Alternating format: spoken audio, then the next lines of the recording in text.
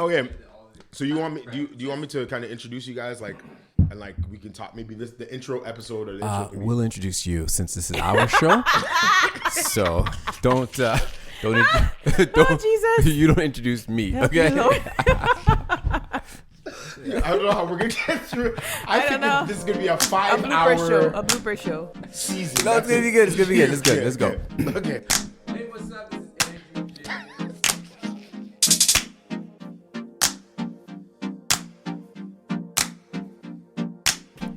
Hey, what's up? This is Andrew James. And I'm Julianne James. And you are listening to LoveJames.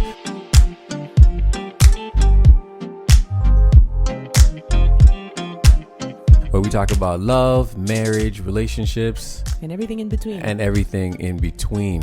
I think our desire, our passion to do a podcast like this stems from, I think, two reasons. One, we love talking about marriage and relationships. And I've always said this, Julianne and I, we've spent, it's like it takes 10,000 hours to be an expert, is what they say. And I think we've spent 10,000 hours in the wrong relationships and 10,000 hours in the right relationship.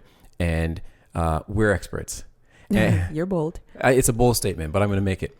And the second reason is, like, several years ago, we started a young adult group talking about relationships in a series called Him and Her.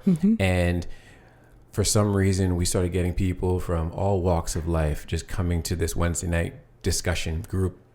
And it's just turned into a thing. And since then, we've been like, hey, we need to start a podcast. We need to talk about relationships. We need to talk about love. Yep. And so several years later, here we are celebrating 10 years of marriage this year. And let's jump into it. We were talking earlier, Julianne, about relationships. You're having a conversation with somebody. Yeah, I was having a conversation with a very dear friend who is going through, she's married, and they're going through a really tough time in their relationship. And so I was talking to her about the fact that marriage is like a living thing. It's not a static relationship.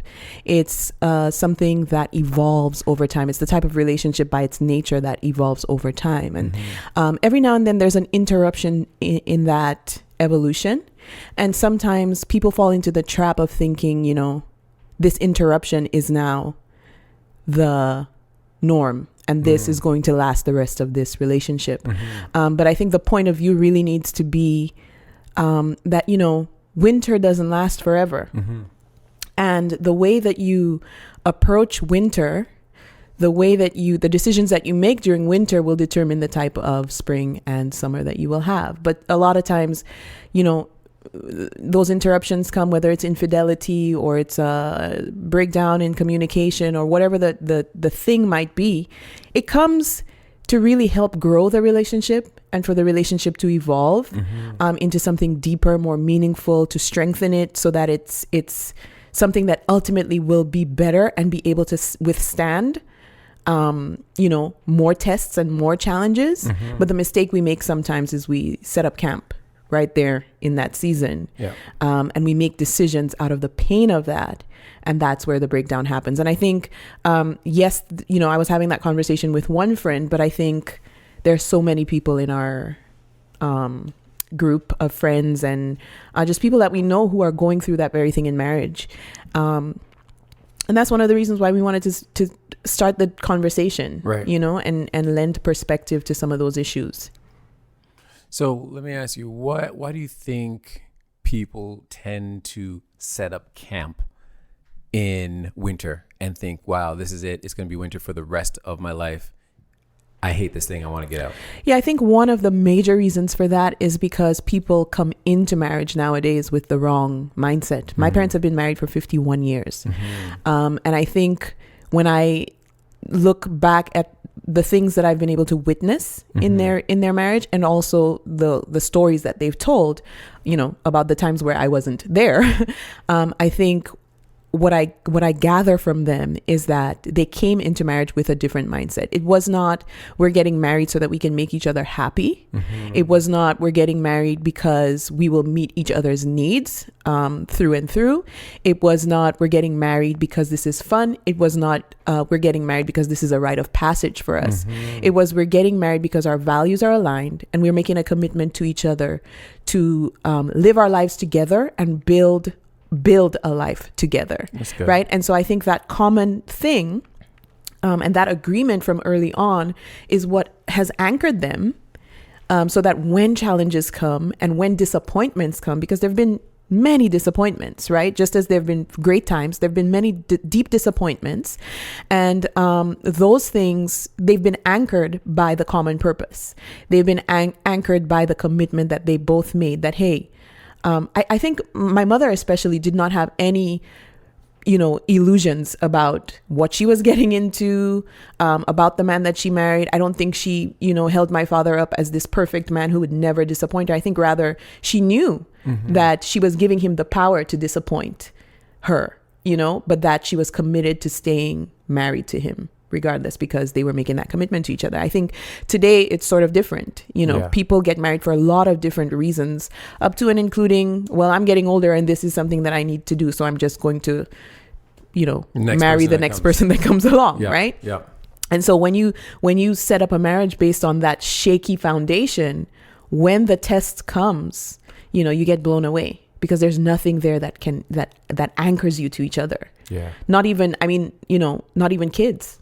Right? Not even the fact that you are responsible for children that you bring into that relationship. Some people are just not able to, bear the pain of disappointment. It's like it's a self-centeredness as opposed to a purpose-centeredness, right? I want to introduce somebody into this conversation. Without him, we would not be able to do this. He is our producer, executive producer, director, Tristan. He cracks the whips. He cracks the whips. He makes it happen. He's our technical producer. He's everything. Yeah, and he's been on us to do this podcast. Absolutely. Let's be real. It's overdue, guys. It's really overdue. Right? I want to thank him and introduce him into the conversation. You might know Tristan Barracks from his podcast, Story Over Everything. Over Everything. Make sure you go and Foghorn listen to that. Inserted here. Yes. Go and listen to some of the amazing conversations that he's been having with interesting people from different walks of life, just hearing their story and that question that they would ask their 16, 17-year-old self about from the perspective that they have now and the life that they live. So you make sure you go listen to the Story Over Everything. Tristan Barracks, talk to me. We're talking about relationships. Yeah. What are your thoughts? I mean, there's so many things that go through my mind. I think Julianne touched on so many amazing points, but I think there was a simplicity of intention and I guess stick with itness, if you want to say, with our parents' generation that has been lost, or has been I don't know if it's been lost as much as it's just been really watered down. You know what I mean? And I think intention is a big part of that. Is like, why are you getting into a marriage situation, a committed situation? And a lot of times, like, one of the things that I realized personally for myself was, like, I had to be a whole individual. You know what I mean? Like, I had to really get a good sense of who I was. Yeah. And before I could really allow somebody else to be in my space and to share my vision, my life, my personhood with that person. But I think also, the question that comes in my mind, like, my parents, they didn't see like good relationships. They saw broken relationships.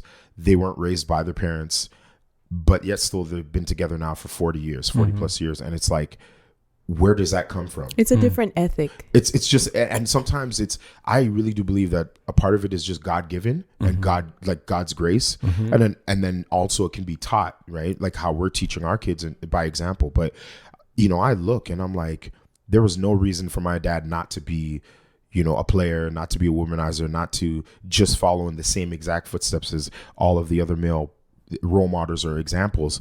And he was just like, whoever's going to have my kids, I'm going to be with them. It was like, it didn't even have to do with love. It was like, it was out of duty and out of a commitment to himself. That's good. Yeah. That's good. And at the end of the day, like, I mean, Julianne always says this, that love the way that the world sees it now, not the true sense of love, but love is like, it's like a feeling, you know. And if this feels good for me now, I'm gonna marry this person, and then when it doesn't feel good anymore, I'm gonna stop, you know. Yeah, I think we're also, you know, living in a time when there's so much distraction and there's so many options. Yep. That if this doesn't work for me anymore, then I'm just gonna, you know, peace out to this, and I'll start up something new here, or, you know, go and do something different. Whereas I think in our parents' time, there was so much more emphasis on commitment and your word. I'm going to do what I said I was going to do. Right. So different ethic, and they had the capacity to endure more. Right. So I think that's one of the things. But just to make a comment on something you shared, Tristan, when you were talking about, you know, realizing that you needed to be a whole person, I'll do you one better than that. Like, you know, because again, the reason I say that marriage is a relationship that evolves is because the two people within that relationship are constantly, you know, you're living, you're changing, you're evolving. And so I think even before you think about, well, I need to be whole, you just need to be self-aware. Or you need to be aware of the fact that I'm a person who's evolving.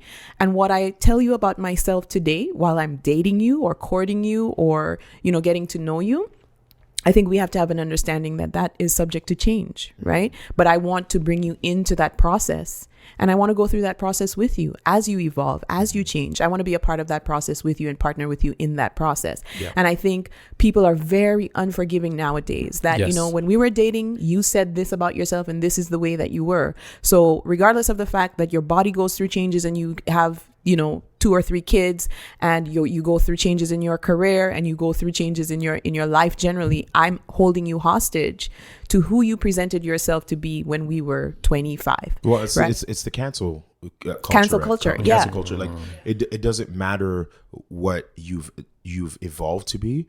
It matters that you did it. Period, right? And that and I'm looking at you through the lens of someone who I expect to meet my expectations and my needs, rather than looking at you as someone whose life I can add value to, right? And that's part of the problem and the selfishness of our generation.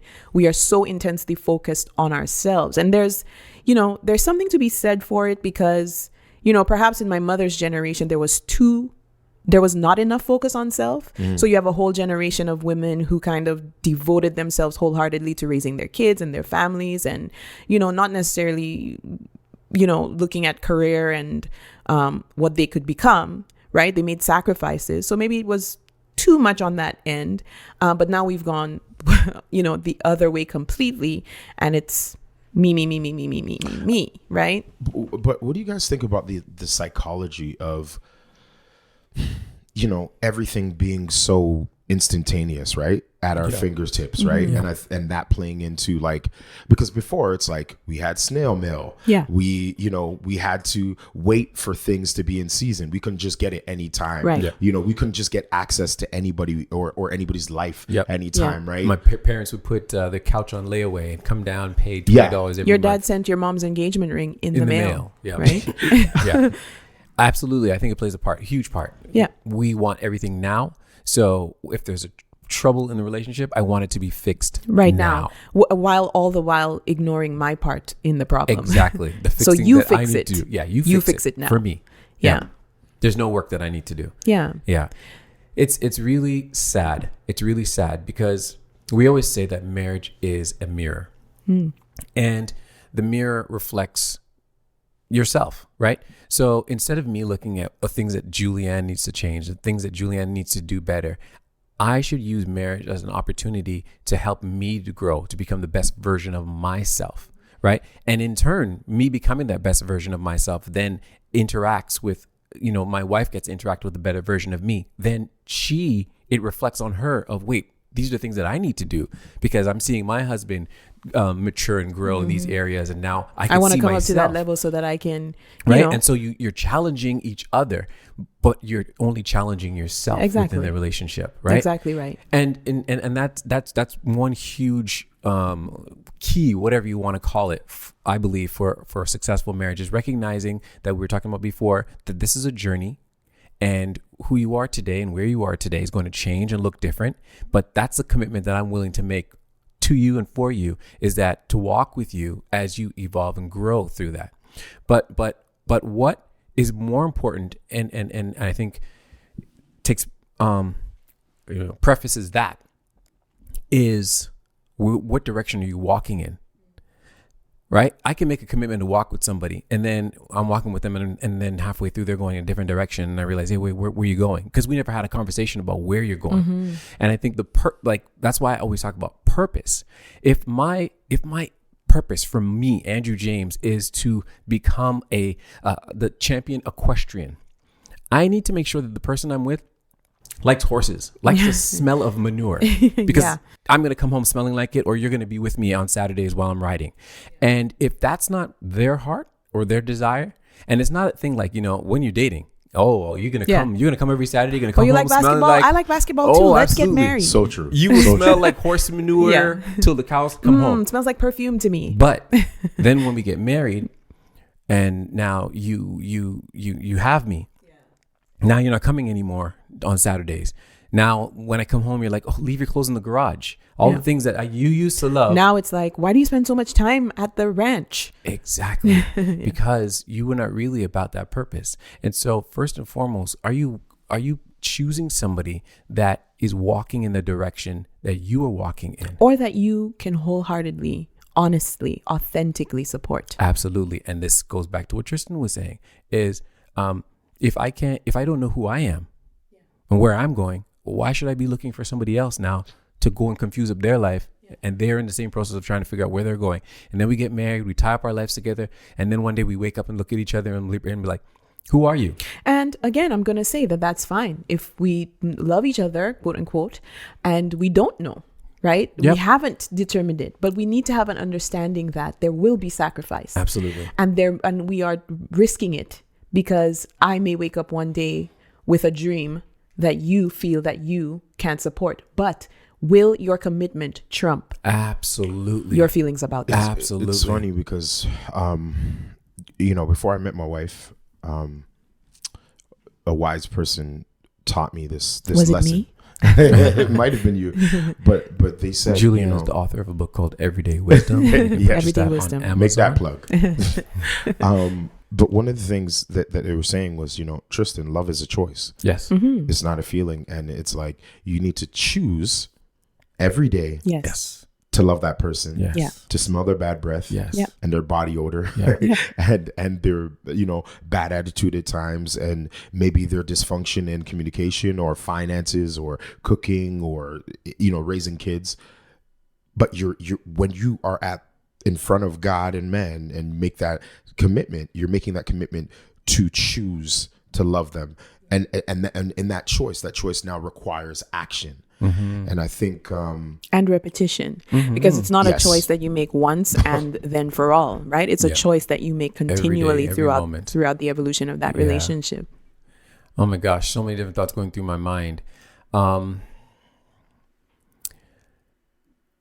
A man who has a passion for old cars, vintage cars, will love that 1969 Chevy, even when the engine's not working, or it's banged up and scraped, and will work on it and is committed to that thing. But it doesn't talk back. Well, that's what their argument will be. Yeah. Right. And it's like, man, what are we committed to be able to, suffer long with and for? Yeah. The other thought I had was, a lot of times we use the analogy of corporation or business when it comes to marriage. So, Andrew Inc. meets Julianne Inc. and we decide that we're going to merger. I have to consider, what assets your organization has and what liabilities it has, and weigh it up against what I'm bringing to the table, and, think to myself, okay, well, what are we going to, now that we're and there are redundancies in that process. So we don't need 2 bedroom sets. We don't need that. So we'll cut this. We'll cut this marketing We don't department. need 2 advertising departments, Exactly. 2 HR departments. Right. And so there's sacrifice. And Exactly. I think that's another virtue or value that is completely getting lost. Yeah. Just understanding sacrifice and how valuable it can be Yes. to let go Yes. of the way you think, the things you own, Yep. the things you believe, Yep. right? Yep. Understanding that there's, as the West Indian people say, there's more than one way to skin a cat. Yeah. Right? Yeah. And because the And decisions, that's just a figure of speech. Just No cats will were be harmed. in this show. The decisions that I made for the previous years of getting married were all about me. Now we're getting married. We've gotten married, and now the choices and the decisions has to be about the benefit of that new organization, that new entity, right? Can't be self-centered, and I can't always think that my marketing team has it correct, right? So those are things that we got to consider. Let me ask you this, just because this is, I think for those that don't know anything about your stories, I mean, you guys obviously seem like you've been through a lot and made a lot of tough decisions and decisions together. But who are you guys? Like, how did you guys meet? Like, what? Like, how did you guys even get to this point? That's good. That's good. Well, you could listen to Story Over Everything, episode 1 for Andrew James's backstory. And I believe Julianne James will be in season 2 of Story Over Everything starting in 2020. So please make sure you look out for that. But all jokes aside, the real quick synopsis story of our coming together. And that's a good question, because then, people are tuning in like, who are these guys? Who do they think they are experts? I don't know, but I'm an expert in the relationship that I have with Julianne. And that's, and this is not to toot our horn, but people outside of our relationship look at it and say, hey, that's a pretty good relationship. We try to be super transparent in who we are and how we live our life. And because of that feedback, I think, hey, you know what? I think we're doing a pretty good job. And that doesn't mean that we have it all figured out, but we are on the road and are committed to working that out. Yeah, I think if I may, in the interest of, just an analogy that might, highlight the story. I think maybe, yes, now people look at the relationship and they think, wow, that's a really great relationship. But they don't know that there were 7 years of wilderness with each other prior to getting married, that I think is analogous to what we say to our kids, which is do all of your homework on Friday night so that on the weekend you can play. Yeah. So to me, those 7 years of us getting to know each other, being in friendship with one another, is what, looking at observing each other in relationships with other people and having an authentic friendship without the, the thought of a romantic relationship influencing how we behaved with one another is what, that's been the grace point that has allowed us to have the marriage that we have right now. Because I think, because we weren't under that pressure, we were able to be honest with each other in a friendship. So that's basically the story. We met each other. I think when we met each other, we both kind of knew, wow, this is an amazing person. And we had an immediate connection to one another. But, there was a lot of figuring out that we both had to do, especially Andrew. Right? No, for sure. It was a lot more simple for me. But for you, there were some complications. There were other relationships. There were people, there was someone that you had met prior to meeting me that you were in a relationship with. And so it took 7 years to figure out all of those different things and to come out of that with you know what? At the end of the day, it is you. You know what? When I met you, I was like, man, this is perfect. And because I felt it was perfect and it was smooth, I said, no, this something can't be. Must be wrong Something's with this. wrong with this. Yeah. Because, and I'm sure a lot of people can agree with this, if it's not this tumultuous, thank you, tumultuous, emotional roller coaster, filled with drama and glass breaking and angst and going to jail. Like there's no passion. No passion. It's not passionate. Yeah. It's, right. So I was like, man, like everything's just like, we have great conversations. It was so smooth, but I'm like, man, our values are aligned. I just don't see myself smashing any tables for her though. So I just can't be. This can't be right. This can't be for me. Right. That was pretty much twisted it, yeah. thinking. And I think a lot of people, because, television, movies, songs, Instagram. right? It's always this fighting, and that's passion of loving each other. No. High emotional state all Yeah. the time. No, that's unreal, And that that's doesn't make a sustainable, life. and it doesn't make a life. life. But I respected this woman. I admired her mind and her perspective. You know, I valued the things that came out of her mouth. You know, so it was like, man, I was like, this person is somebody that I would, if I were to start a business or company, this is the person that I want to be my, you know, vice president, my whatever, sidekick. Yeah, it's funny because I remember he would call me you would call at like 4 o'clock in the morning, 3 o'clock in the morning with your brain all tangled up. Mm-hmm. And I would kind of talk you through whatever it is you were feeling or going through at the time. And one day I said to him, you know, if you and I aren't together and you're married to someone else, like, who are you going to call at 4 o'clock in the morning? And he was like, well, that's a good question because I'd be calling you. Right. So I might as well marry you because I might as well, instead of being in the bed with the wife and calling you me, to untangle my mind, I might as well just marry you. Yeah. Yeah. There's a lot of those things. There was a lot of these, you know, when the dust settles. Yeah, I know Moments that's of going to be clarity. you standing there. Yeah. So I was And in it the was. dust. And so here we are. And right? here we are. And we work at it, you know, Every day. We work at it every single day.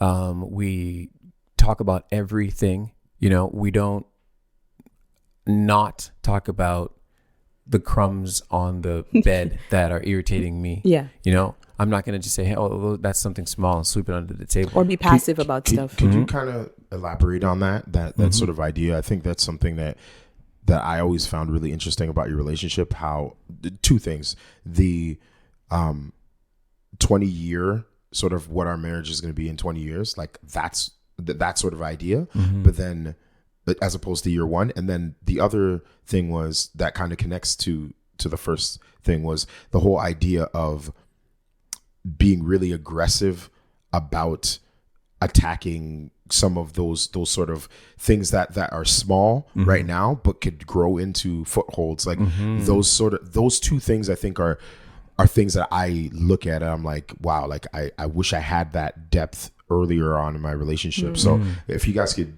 Yeah, well, again, I think the concept of do your homework up front, right? So no one tells you how hard the first year of marriage is going to be. Like after you come back from your honeymoon and you're like, yeah, okay, we're going to start a life. And my then it's best like, friend gets to sleep over now. yeah. It's like Legally. challenges come in month 6 and you're ready to bail, right? Because you're like, what? This is what living with you means.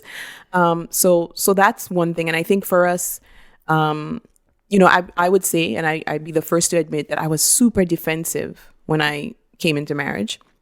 And it took 4 years for us to work out that whole, or for me to work out that whole thing and really understand, hey, this guy, he loves me. He's still here and he's okay with me, right?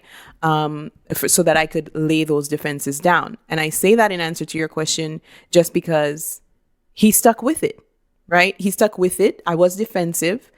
Again, earlier on, we talked about just being self-aware. You know, if 2 of us are in a room and somebody poops, we both know who it is because one person didn't and the other person did. What a poop is, that's a fart, cutting pass cheese.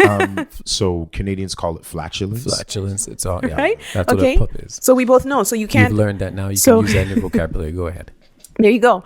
So, you know, if I know I didn't do it and you're just gonna blatantly deny it, we're not gonna grow, right? So you have to be able to let your guard down and do that work and admit that and be vulnerable.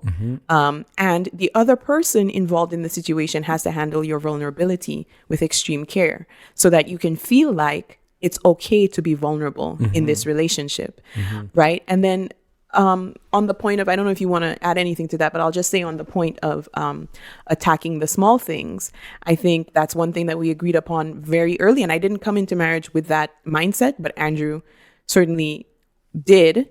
I remember walking away from arguments. Like when an argument would get intense, I would just walk away. And he physically had to hold me back one day and say, no, we're going to stay and have the conversation because I'm choosing to fight with you. Like if I have to fight with someone through life, I'm choosing to fight with you. So I want to have this conversation and I want to have this fight because I want us to work this out so we can grow and move forward. To fight with you. Yeah.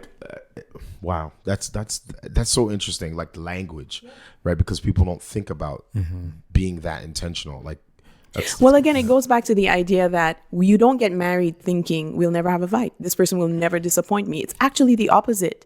When you get married, you are empowering a person to be the person that will offend you the deepest, fight with you the hardest, you know what I mean? And care about you the most. So you can't go into it thinking it's all happiness, sunshine, and smiles. And even I think people who tell themselves, I know that it's going to be difficult, don't really understand just how difficult, right? Because you are, this is the person whose opinion you care about the absolute most, right? And so that's why you're giving them the power to offend you and hurt you in the deepest ways.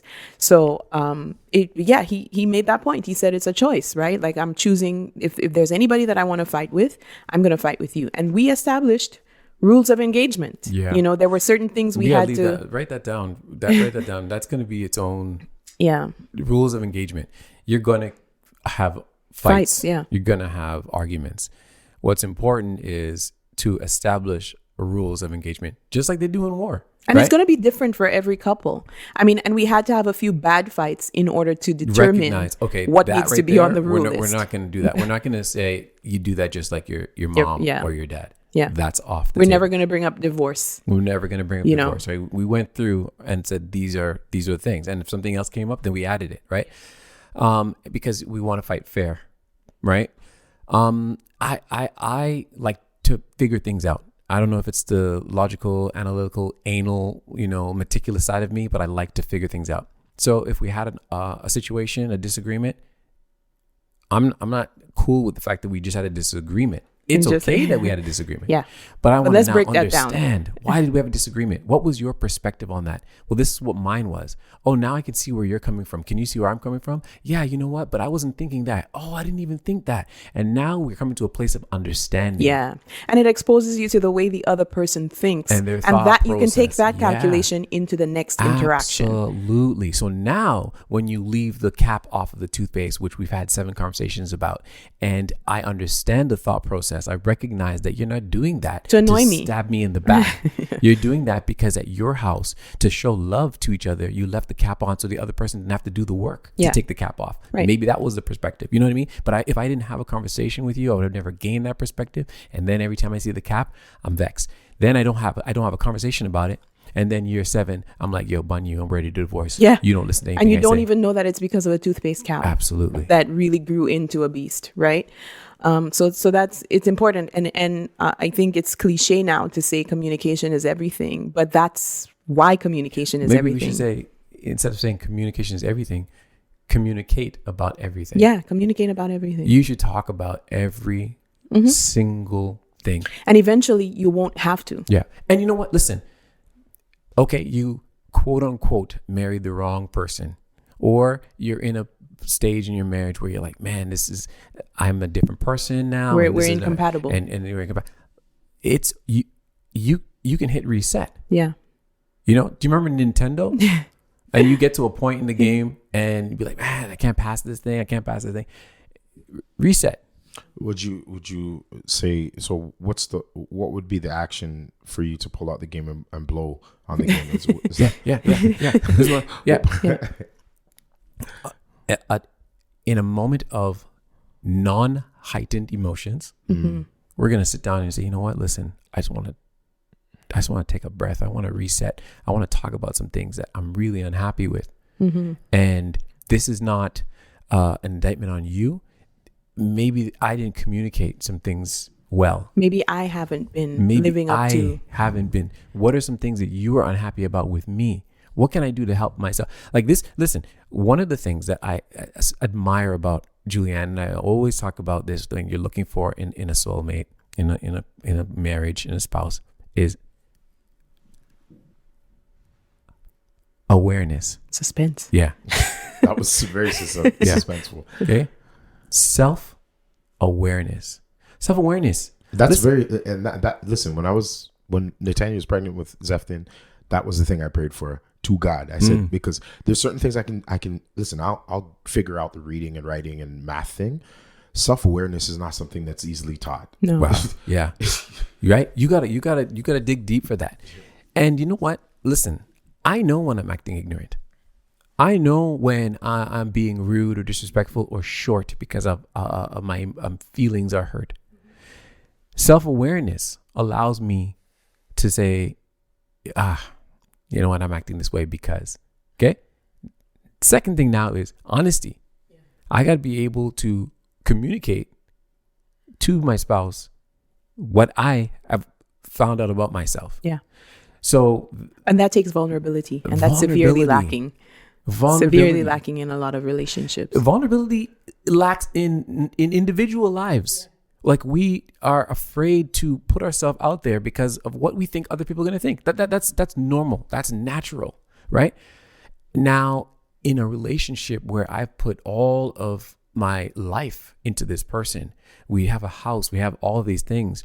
I'm super vulnerable, maybe consciously or subconsciously or unconsciously, scared that if I come to you and say, you know what, I want to hit the reset button, or I want to explore some things, I want to go on a marriage retreat, I want to go to counseling, I want to, that now I'm going to throw everything away, and that person's going to, walk away from this thing.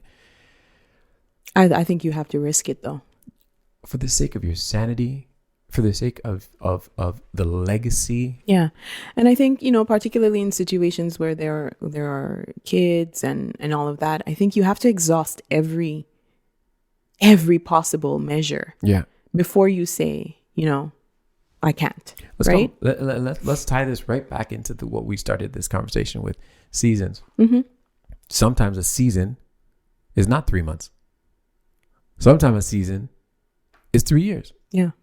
But are you willing to endure through that season? Are you willing to sacrifice? Are you willing to do the work necessary? Right? I'm not going to sit in the winter. You wake up and it's winter. Okay. You wake up and you're outside in the freezing cold. Are you going to sit there? Or are you going to find a way to find some warmth, shelter, make some clothes, find some shelter, make a fire? You're going to do everything in your own human natural instinct. You're going to find a way to survive. Well, one time I had a conversation with one of my mentors, and I said, I really hate winter. And I still do hate winter. I don't really like the cold. I don't really like the snow. God knows why. I live in Shelburne, but it's beautiful outside right now. And she said to me, she turned to me, she said, hey, Tristan, every season has its purpose. Absolutely. She said, what people don't know is that without winter, we wouldn't have a time for everything to be reset, meaning, funguses that grow in spring and fall and summer, they can't survive the winter because the winter is too cold. There's certain things that are detrimental to our ecosystems that get killed in the frost and in the cold, so that we can have a spring and we can have a budding season and a sowing season, and then going to the summer where we see increase and we see things happening, and then we go into harvest. And roots are still going deep. A few years ago, we went over to one of Andrew's high school friends' homes, and her husband was talking about that very thing, and he was saying that trees in the winter, they grow deeper roots. Right? They put all their energy into their roots, right? So that's below the surface, that's right? Good. You can't see it. It's happening. That work is happening. And that's why I said at the top of the show that, the choices that you make in a winter season will determine what kind of spring and summer you will have. That's good. Right? It's crazy. I was just at a field trip yesterday, and where we live in Ontario, Niagara Falls, that cliff that makes Niagara Falls, actually, it's called the Niagara Escarpment. It goes all the way up to Tobermory, right? So all the cliffs and all the sort of like, they call it the sort of the plate, the rocks that have that plate formation, is all the cliffs that make up Niagara Falls, all the way down to Niagara Falls. And he said something really unique. There's trees that are like rooted in these rocks, right? And he said, and I was like, well, how do they get moisture? Because trees need soil to get. He's like, well, they're not like these other trees that are in the forest here. And he points to these other trees that are like other types of cedar trees. He says these trees, they actually only need very little nutrients, but they weave their roots in through these rocks to get to those nutrients, those little bit of nutrients they need to get through winter, spring, summer, fall. And I was thinking, like, a lot of times we have to identify what type of DNA we have, because we may be that tree that's rooted in those rocky areas, looking at the trees that are planted somewhere else, thinking, well, why is my marriage not like that? And not appreciating the fact that, hey, I'm on a firm foundation, but it requires I require different nutrients, and you have to do different work to get to the nutrients that you need. Right? And that's good. That's good. And on that, I want to say, this podcast is not about, hey, if your marriage doesn't look like ours, it's not working. This is about exactly what Tristan just said: finding what works for you, what is required for your marriage, and the work that you need to do. The only thing that we really got right is each other. And when I say that, I mean the study of each other and the, that work of understanding the person that you're married to and, working around that in whatever way that you need to make your relationship successful. You know what I mean? So it's not, just echoing what you're saying and adding to it. It's not like, everything doesn't have to look like this, but there certainly should be liberty to be honest and to be authentically yourself in a relationship. I always say that if two people are in a relationship and it's not liberating, there's something wrong there, and there's some work to be done. And that's any relationship. You know what I mean? Any relationship. So what can people look forward to within this podcast, this first season, or within sort of this journey with you guys? I think a continuous dialogue of how we can find the tools that we need, gain the self-awareness that we need to build a healthy marriage. I'd say perspective. Perspective, healthy perspective on, sometimes it's just a matter of us getting stuck in our way of thinking. And to the degree that we can, expose some kind of other way of thinking about things that would be helpful to people, I think, that's what we're here to do. I like to think of myself as Dear Abby. I don't know if with a podcast we can, set up a mailbox and have people send their letters in. Well, this is what I was going to say. I was going to say, I would like this to be a conversation. And even though it's a podcast, we want to hear from you. So, feel free to email us at podcast@thejameses.ca. Okay. The Jameses is, spell it. JAMESES. JAMESES.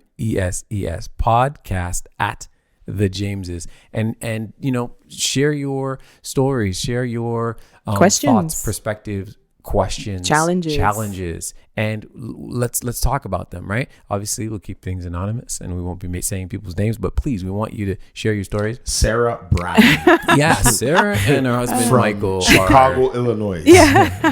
Wants to leave her. Well, we can also set up an anonymous form. It doesn't have to be an email. So we'll keep you posted on that. We will keep you posted. But again, this is just an open conversation for us all to gain perspective, so that we can win in this column, of marriage. Yeah. Well, I think that was a pretty good conversation, and that ends our first episode of LoveJames. And where you can find us? I don't know where, but anywhere that podcasts are available, you can find us there. And hopefully you tune in and listen to all of our podcasts and let us know what you think.